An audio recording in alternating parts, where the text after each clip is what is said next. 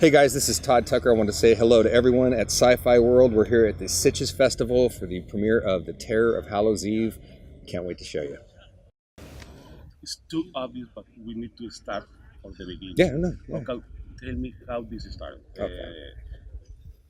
You are a special of makeup of special effects, and how was the seed to begin your own story?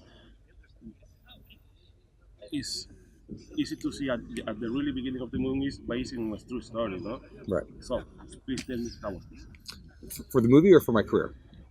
for the movie, and before that, what do you need? What do you think you really need to speak to us about your career? Okay. Basically, I was an only child that had a lot of time on my hands growing up, and I was very artistic, so I started drawing and sculpting and making creatures, and I loved horror films and fantasy films, so I had a lot of time on my hands to be creative. And in 1990, I decided that I was going to move to Los Angeles and start working in Hollywood after I had built up a portfolio of makeup effects. And my main goal was to get into Hollywood and start as a special effects makeup artist and create my career and build myself up, eventually get into acting and play some of the characters and creatures that I would make, which I ended up doing, and then eventually create and direct my own product, my own films. So for this film that we created, The Terror of Hallow's Eve, I wanted to do something that was very personable and really meant something to me in the hopes that that would translate to the audience. So I actually based the lead character on myself and something that happened to me when I was about 14 when I got bullied and beaten up by some kids. And I took that premise and made the lead character Timmy, basically me in that time, and told that story. And then about the first half hour or so of the movie, everything that happened in that movie actually happened to me.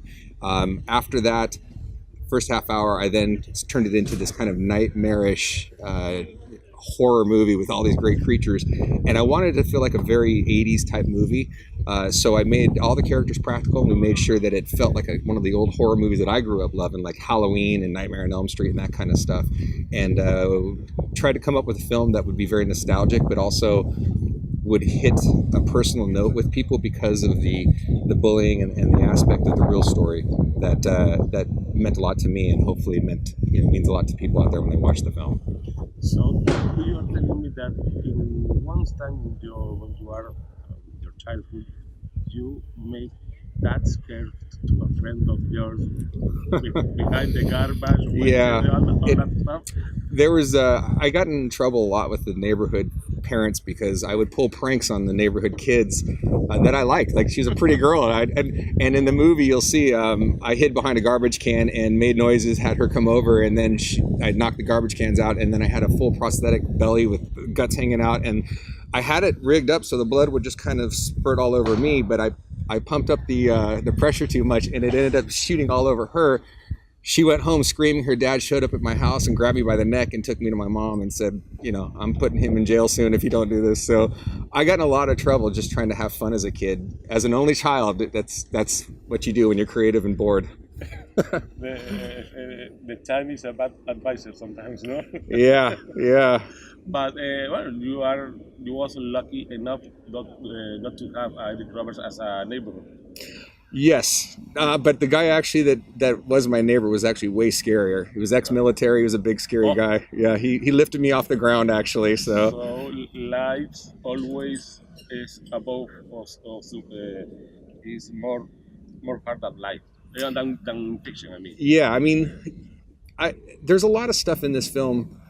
I mean, I put a lot of my dirty laundry out there. There's a lot of stuff in this film. I showed some of the substance abuse and alcoholism with my parents, and there was some domestic abuse, and I kind of put it all in there. And it was funny because when we were filming the movie, after we filmed this one scene with Christian Kane and Sarah Lancaster, who played my mom and dad, there's domestic abuse in the scene. And when we were filming the movie, everyone went really quiet when I called cut, and I had a couple guys come up to me and go, I remember that in my childhood. So it struck a note.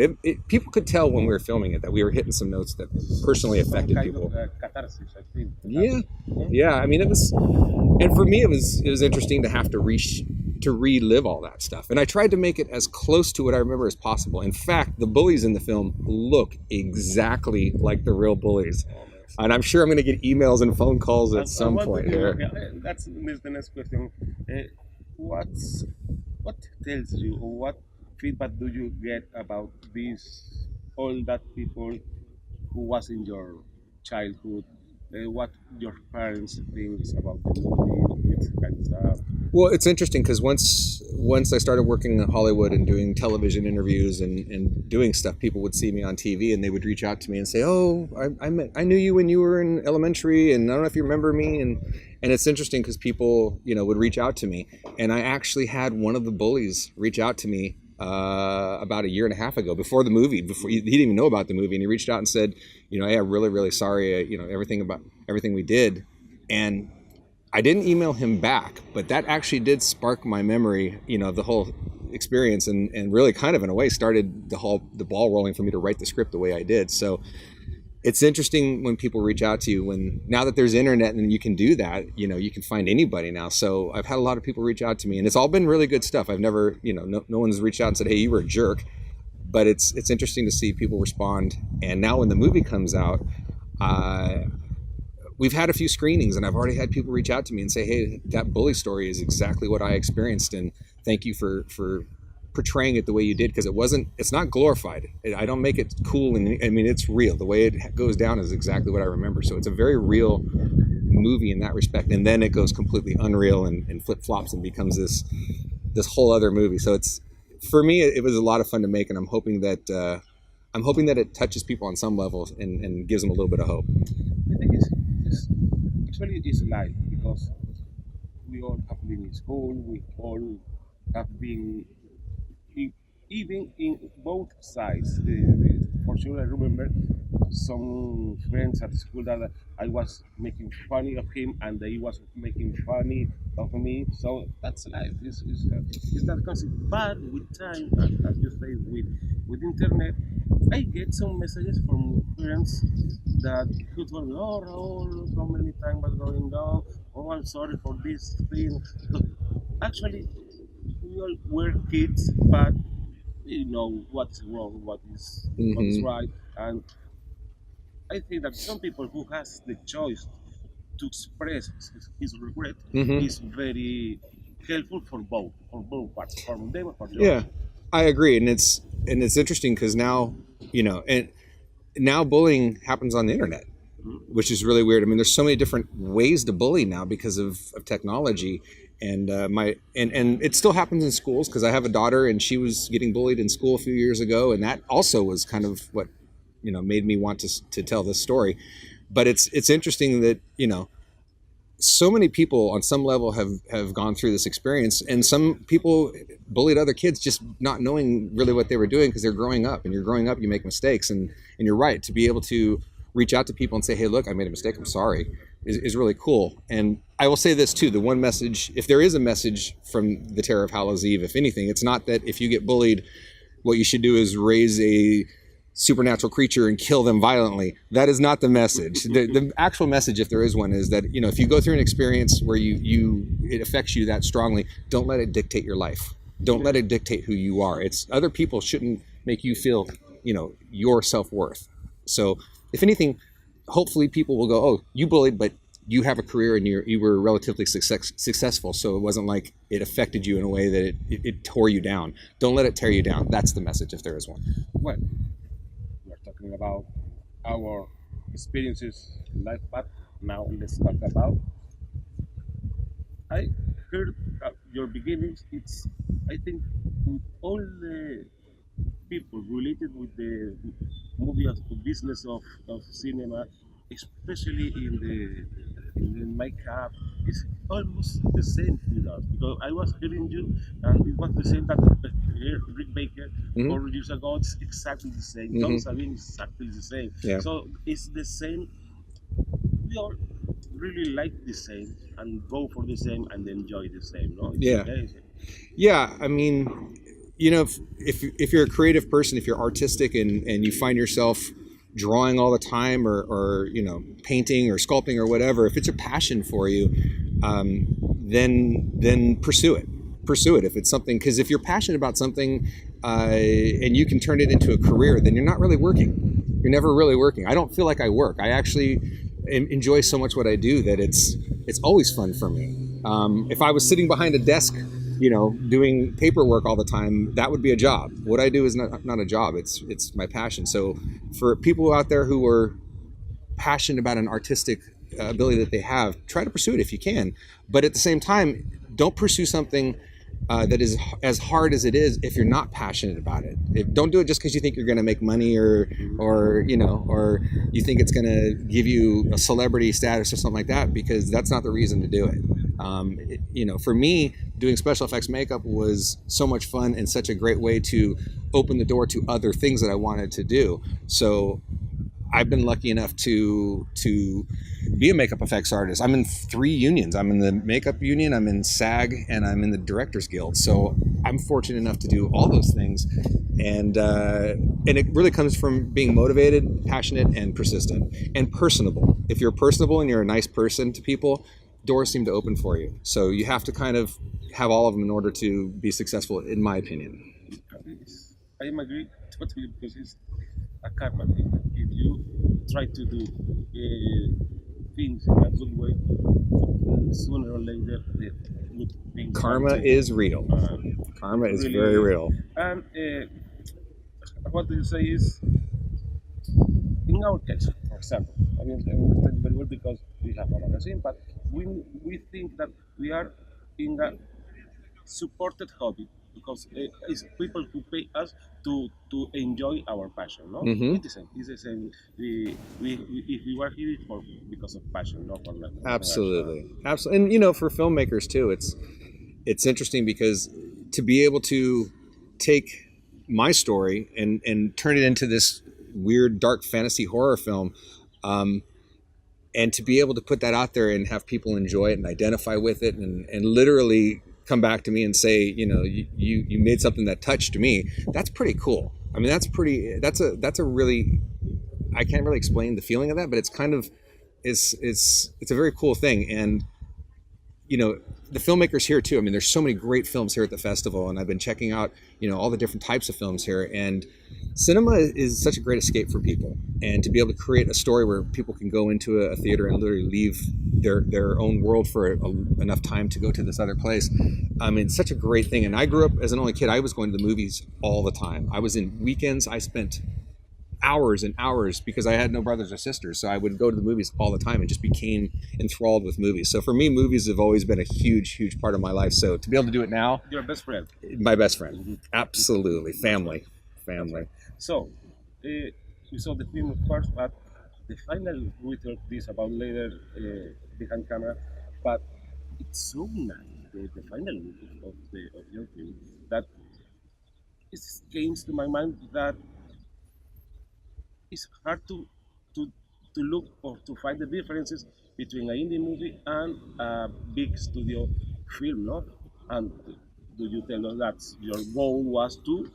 Yeah, our goal was not to make a film that looked like an indie film. We really wanted to make something that felt like a studio approach, but in a visual look, not so much as far as the storytelling. We just want to make sure that the production value of the film looked like a studio film, and in doing so, we got really good actors. We got Sarah Lancaster from the TV show Chuck. We got 3 alumni from Buffy the Vampire Slayer. We have Doug Jones. We have Juliet Landau and Christian Kane. We have Eric Roberts in the film, and one thing that we got that I thought was really cool to help the nostalgic part of the film was that we have featured music by John Carpenter. So we have some really cool elements of the film, and we did all the creatures practically. Myself and my business partner Ron Halvis own a company called Illusion Industries. It's a special effects makeup company, and we do major motion pictures and do the effects for major films. So we wanted to make sure that we took that same approach for our film and put over a dozen practical, really cool creatures in the film. Doug Jones plays 2 of the creatures. He plays the trickster, who's our lead character, and another character in the film. And we wanted to make sure that the finished look felt very polished, but also had a very textured look about it, so that it felt older in some of the scenes because it's supposed to be in 1981. So I filmed those scenes a little bit different, and then filmed the nightmare sequences very different also. So I tried to create different vibes, but ultimately at the end of the day, we wanted it to feel very clean and professional. This is kind of era that we really like. Not just the people who lived that that time, Not, there is